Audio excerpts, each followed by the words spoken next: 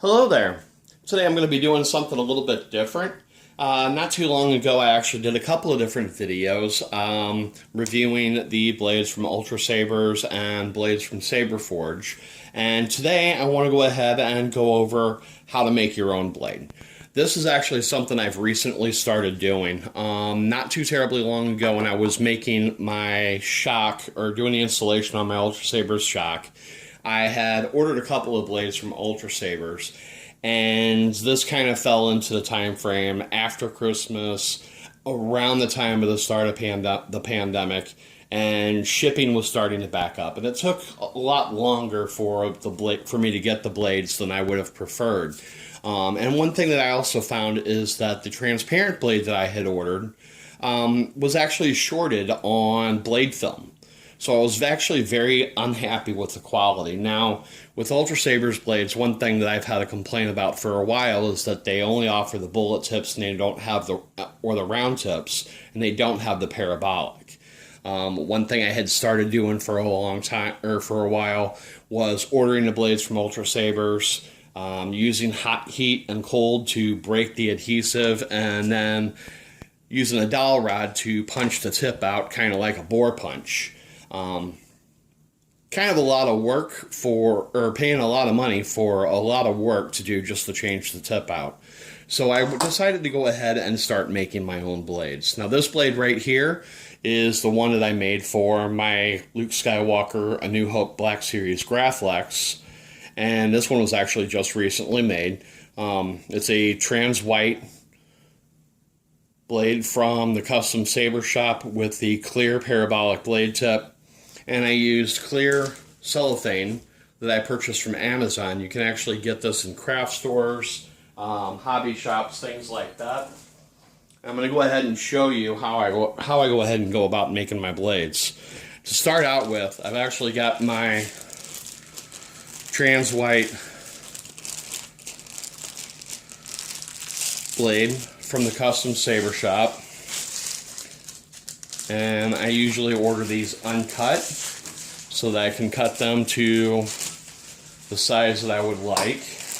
Now I wanted to go ahead and take a minute and just compare the blade material to an Ultrasabers Ultra Edge mid-grade blade. And if I can get the light right here, you can see that they're pretty much identical as far as the blade material, the whiteness in it, and as I may have mentioned in my my other blade review videos, that I do actually prefer the way the Saberforge blades are frosted.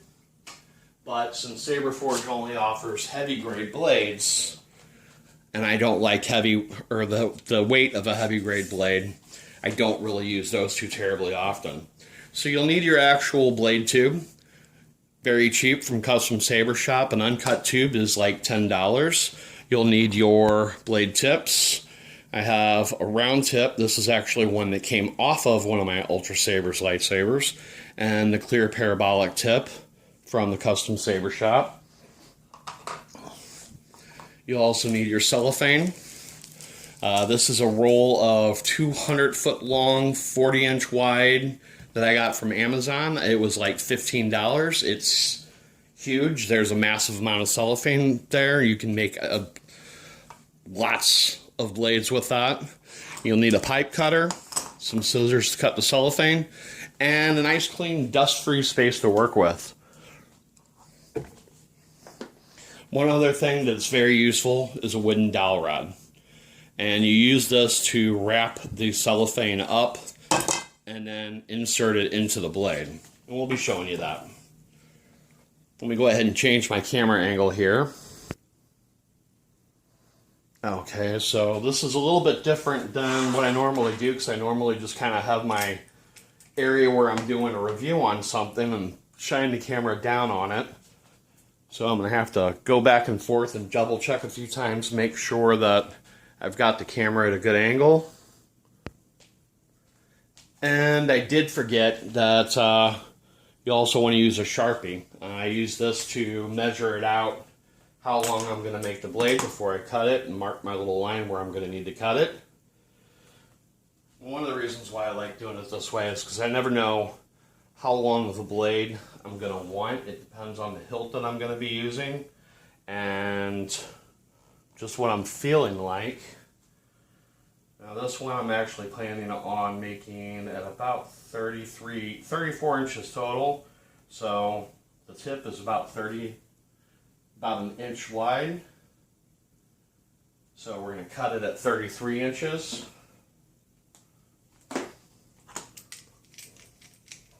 You take your pipe cleaner.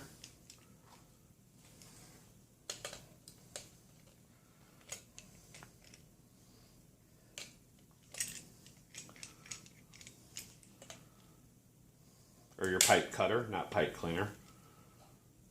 And you want to go ahead and get it set to the diameter of the blade. And then you just spin it around, tighten a little bit each time until you get it through.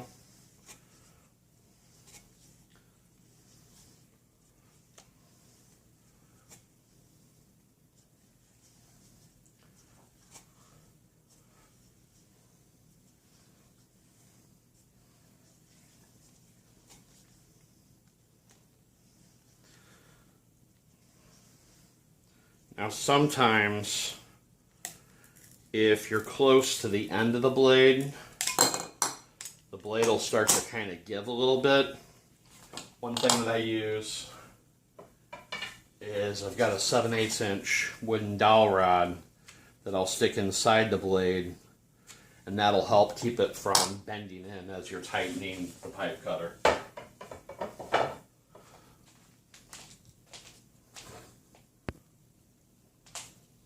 Alright, and one advantage to going with the longer length and cutting it to your own size is that you wind up with a little bit of blade scrap. This can be used for making blade plugs if you want to start doing that for yourself. I'm going to pause real quick. Okay, sometimes the ends on the blades can be a little rough. You can just use a little bit of really fine grit sandpaper to clean that up. And also sometimes when you use a pipe cutter, it kind of bends in a little bit on that. TCSS actually showed a method of using a hobby knife to kind of cut around the inside edge. One thing that you want to make sure that you do is if you're sanding on the tube or cutting on it, always try to hold the tube up with the lip down so that you won't get any dust or sandpaper grit or anything inside of the tube. You want to try to avoid as much lint and dust as possible inside the tube. Alright, I'm going to go ahead and check the video and see how that came out. Okay, I've got my camera slightly repositioned here. I've already unrolled my cellophane the length of the table. I'm actually using a few more layers than I normally do. Usually I maybe use about 4 or 5 feet worth of cellophane. I'm going a little bit further than that. This is one of the reasons why I like having my cutting mat, is I like to use the cutting mat and use a straight edge so I can get the cellophane cut as straight as possible. Now before you unroll your cellophane, you want to make sure you clean off your surface real good, because you don't want any dust, or as little dust as possible. Get this moved out of the way.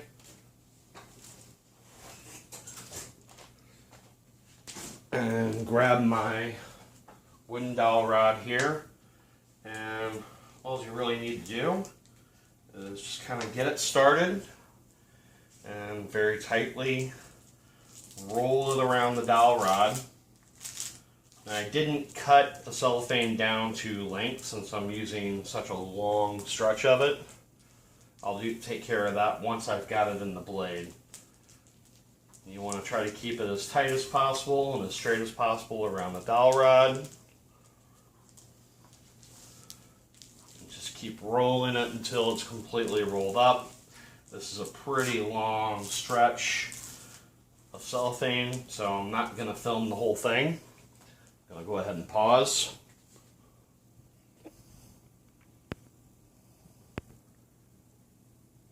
Okay, I've got the cellophane rolled up around the wooden dowel. And I did a pretty good job of keeping it straight. All you need to do from that point is just take it while it's still wrapped around the dowel and ease it into your blade. And I usually turn it in a clockwise motion as I'm running it through. There we go. So then I just need to get the dowel rod out. And what I do to get that, loosen it up around the cellophane is to start to unroll the cellophane in a counterclockwise motion. Widen up. Pause real quick.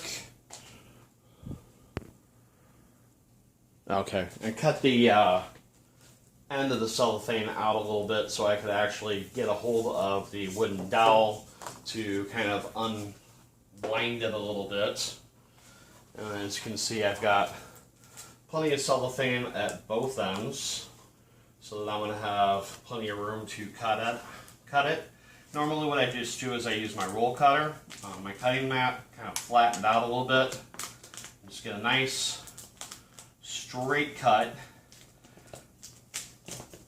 right across the end. When I push it up a little bit, this is probably going to be my end where it's going to go into the blade, or into the emitter. And take this end, pull it out just a tiny bit. So I'm going to cut just before there, flatten it out just a little bit. Just a little bit more room to work with. Nice straight line. Then just ease it back in. And then from there, just go ahead and pop your tip on. Now this is actually a kind of a tight tube, so it's going to take a little bit of coaxing. I haven't really trimmed it down at all.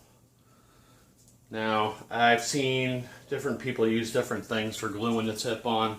I've tried E6000, I've tried super glue.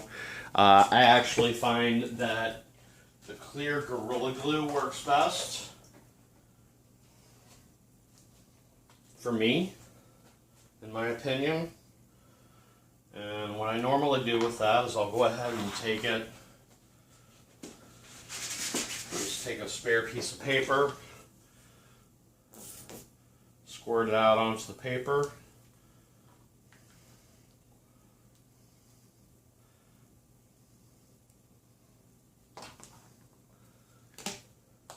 and then just take a toothpick and roll it up around the toothpick, and then just spread it lightly around the rim.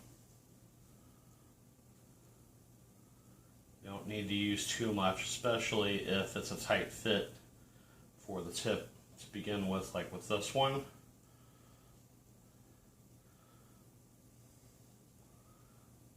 But the this Gorilla Glue dries clear. A little bit extra on there, so you don't have to worry about any of the white crusty that you sometimes get with some of the super glues. And just put it on there real good.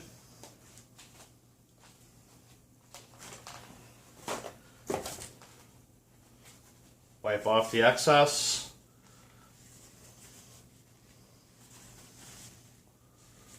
And that's good.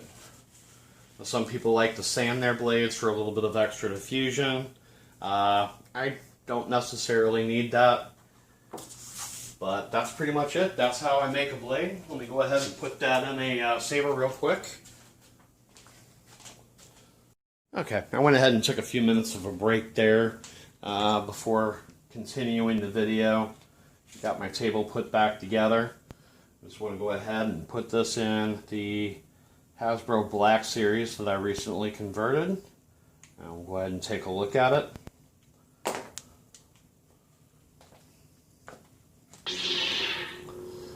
And there you have it. Nice even blade diffusion all the way up and down the blade.